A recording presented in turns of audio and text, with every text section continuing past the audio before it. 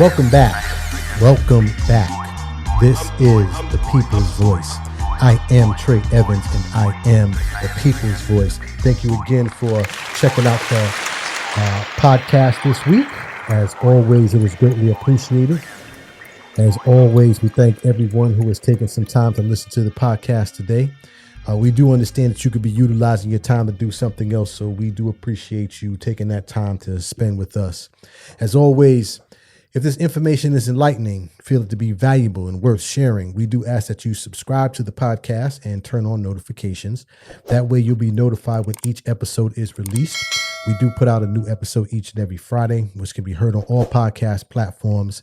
And we also put a video out on YouTube every Wednesday as well for those of you who would like to watch the podcast. But as always, we thank you and welcome to the People's Voice podcast. Today, I want to get into the conversation around AI, right? There's been a lot of conversation around AI, and I've talked about AI before, kind of in specific terms, in terms of how AI is being used in many companies, how they use AI in the hiring process. I'm not sure how many people know, but oftentimes when your resume, or even when you do, a lot of companies do video interviews now, they use different forms of AI solutions and software to kind of analyze those resumes and also analyze facial gestures and things of that nature. But I don't want to, get too much into that. But today I want to talk about AI from the standpoint of how it's going to replace jobs.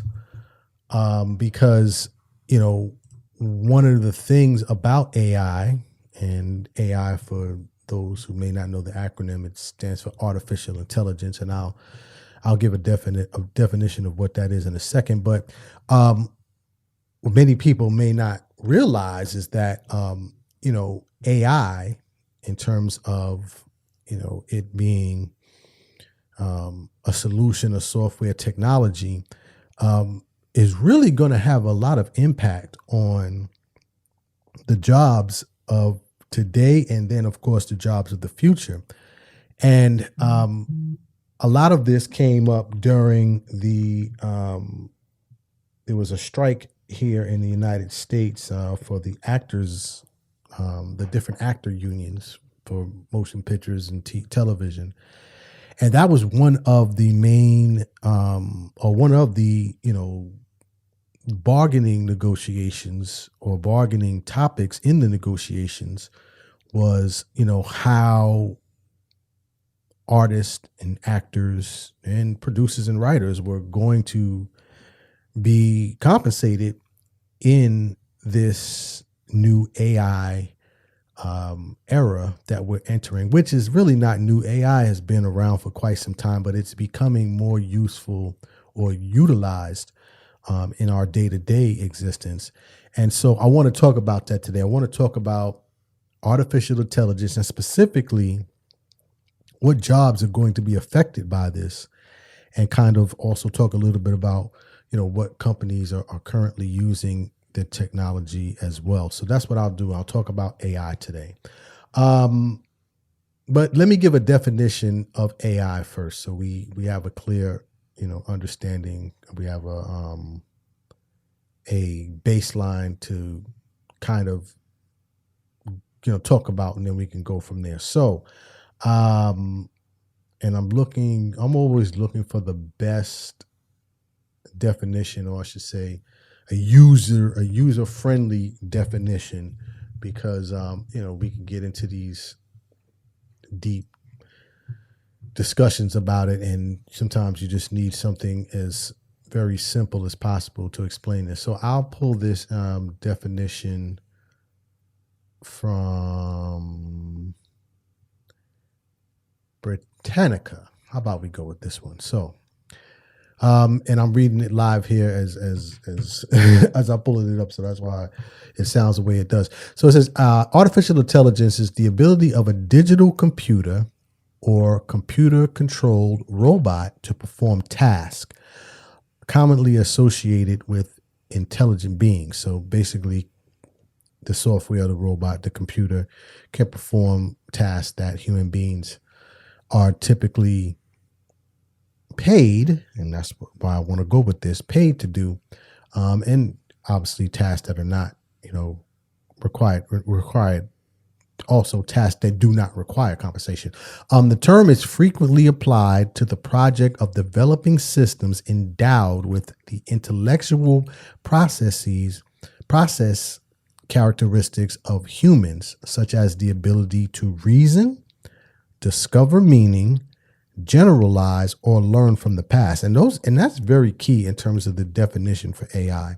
Again, the system has the ability to reason, discover meaning, generalize, and learn from the past. And those are all characteristics that are utilized in the jobs that we do. It goes on to say, since the development of the digital computer in the 1940s, it has been demonstrated that computers can be programmed to carry out very complex tasks, such as discovering proofs from mathematical theorems or playing chess with great proficiency. I don't want to read the whole thing, but you kind of get the gist of it. The long and short of it is that it's the ability of a computer or a control robot to perform tasks that human beings can control, or software as well. So why am I talking about this? Because obviously AI has, been, I don't know where you could have been, that you haven't heard the term or you haven't heard the conversation, because it is literally affecting our world today in real time. But I specifically wanted to talk about this because I saw an interview with Stephen A. Smith. He did a interview with Kevin Garnett, former basketball player. He has a podcast as well. Well, I guess it's more like a show, but he was on there, and in this interview, he was talking about the future of sports media, and kind of what's going on in that realm, because there's a lot of consolidation. There's also a lot of changes that are being made to kind of bring sports, in terms of the delivery of sports, into the more modern realm of entertainment consumption, which is, of course, through computers and phones and laptops and iPads and all those other wonderful things. In any event, he was talking about the change in the industry, and then he specifically talked about how AI is affecting not only the entertainment industry but the sports industry. And he made a very he made a statement about what AI is going to do in regards to the future of jobs. So I want to play that clip, and then I'll get back and continue to talk about this a little bit more. But this is from KG's Kevin Garnett's show. It's called KG Certified. And let me play this clip, and then we'll go from there. This way. Somebody told me the other day that it's projected that nearly 200 million jobs will be lost in the next 10 years. Now, that don't mean there won't be additional opportunities for you to get in the world of AI, but because of the existence of AI, it's going to move out the common man. I've never quite understood that, because I've said to myself, you need the common man and woman to feed and fuel capitalism. If they ain't making any money, they can't go out there and spend. What the hell you think is going to happen to our nation if you elevate artificial intelligence at the price of actual human beings who go out there and patronize products, go to the restaurants, go to the movies, go buy clothes, all of this, buy cars, homes, what are you going to do? It makes no sense whatsoever. So that was, the gist of the point that he was making. Which, he said a lot of things in there. So let's touch on a couple of those things. First of all, in terms of the jobs, which kind of led me to, what I want to talk about today. That estimation, he said over 200 million jobs, is not some ballpark figure that he just pulled out the sky. Literally, I'm reading article after article, and some of the articles that I read had that number even higher than 200 million. I was reading an article from Goldman Sachs, and they estimated it at almost 300 million. It says here a new wave of AI systems also may have a major impact on employment markets around the world.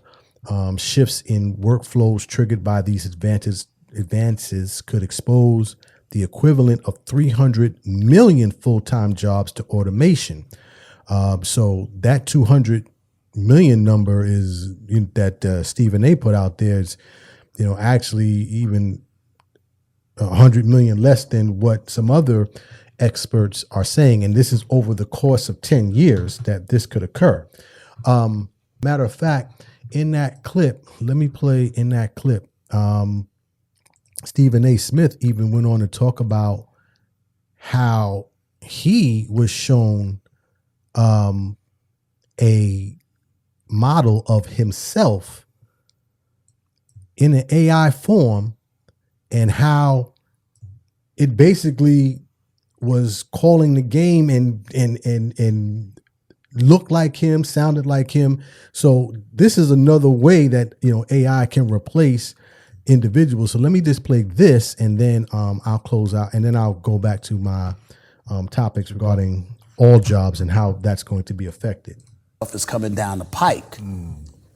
You got to be aware of it. I had somebody do this to me the other day, KG. They sat there and they presented something to me where it was me calling the Super Bowl that just happened with San Francisco and Kansas City. AI-wise? Yeah. Oh, fuck. Looked like me, sound like me, the whole shit. They showed it to me. I was like, what the hell? They said, that's artificial intelligence. So if you can do that, why do you think the actors and everybody, SAG-AFTRA and everything, you think they were going crazy? And, he just reiterated what I said, but even in that capacity, already the technology is here. So if someone such as Stephen A. Smith can possibly be replaced, right? This is a personality that we know. We see him on TV and different shows. That automation and that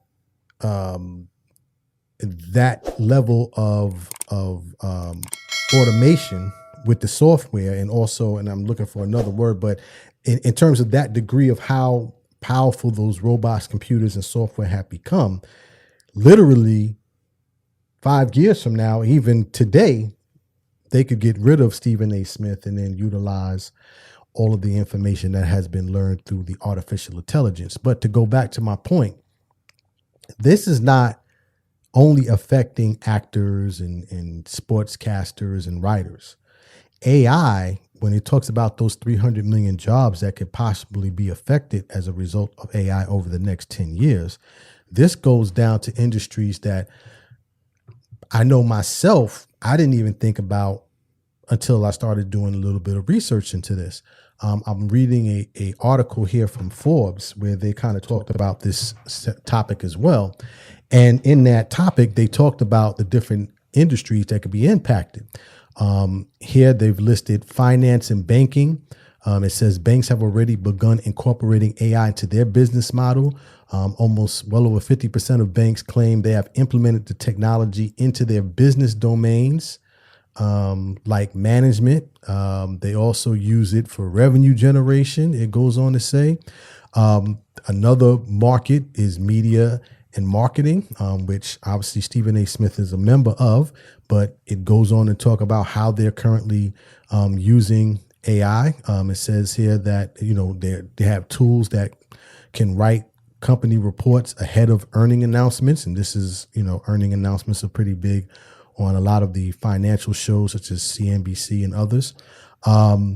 It goes on to say that, not only that, also this is affecting legal services, right? So in the industry of legal services, it It details here in this article from Forbes that there was an attorney who used Chat GPT to publish a 14-page legal paper. So obviously, if you have the ability to do that in terms of paralegals and other researchers that work within the legal industry, those jobs can be eliminated as well. It even goes on here to say that there is currently a company called Lord Jix, or either Lord Jix or Lord Jeeks, which is a startup, and basically their company has or utilizes AI technology to read contracts faster and claim that they can read them with more accuracy than humans.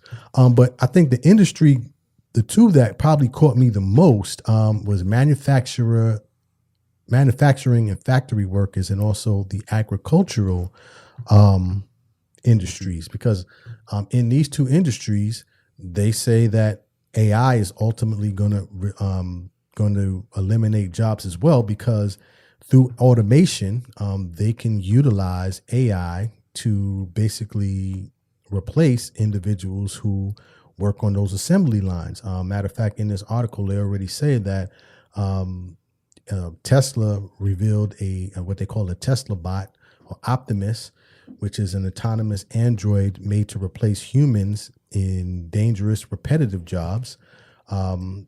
It goes on to say that there's a Chinese factory that also replaced 90% of its workforce with 90% of its workforce with machines, which resulted in a 250% increase and a 250% increase in productivity and an 80% decrease in defects, which, at the end of the day, all of that matters is that equates to money. And, all of this goes back to money. So let's not make any mistake about it. But that's in the manufacturing and factory industry. And then here in agriculture, because I was like, how are they going to use this in agriculture? They go on to say here, and again, I'm reading this article from Forbes. It goes on to say here that in terms of how this is being utilized, it says that large farms have already begun the process of automation for strenuous tasks. And again, this is, through the utilization of AI and automation through computers and AI robots. And then the last industry is healthcare. But these are all industries where jobs can be possibly eliminated. So, this is, I want to put this on everyone's radar, because even if I didn't name an industry or a profession that you're currently in, AI is here. And, many individuals, we collectively need to understand, how it will, or how it could possibly replace our jobs. And then B, first of all, understand what it is. And then B, how can it replace our jobs? And then C, understand what jobs will become available as a result of this. Because even though it will affect over, based on that study, close to 200, 300 million jobs, it will create jobs as well. So it does give those an opportunity to learn what it is, and then find out what skill set you currently have, or what skill set you need to learn to be able to incorporate AI into your skill set, to ensure that you can continue to be a productive either business owner or employee at a company that is utilizing AI in their business.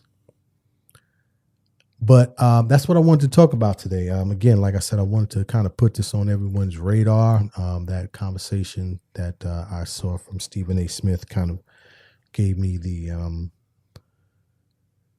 push to look into this a little bit. So I do hope that this information is valuable and provided some enlightenment. As always, if you'd like to reach out and leave a comment, you can reach out to me at the People's Voice Podcast on Instagram. You could also reach out to me at I am Trey Evans on all social media platforms. And of course, please continue to reach out to me on YouTube. The YouTube channel is I am Trey Evans as well. And I will, of course, respond to your comments. And I do appreciate all of the comments. But that's my time for today. So as always, dreams are not just for sleeping. Please wake up and live your dreams. My name is Trey Evans, the people's voice. Tell somebody about the dream. Salute.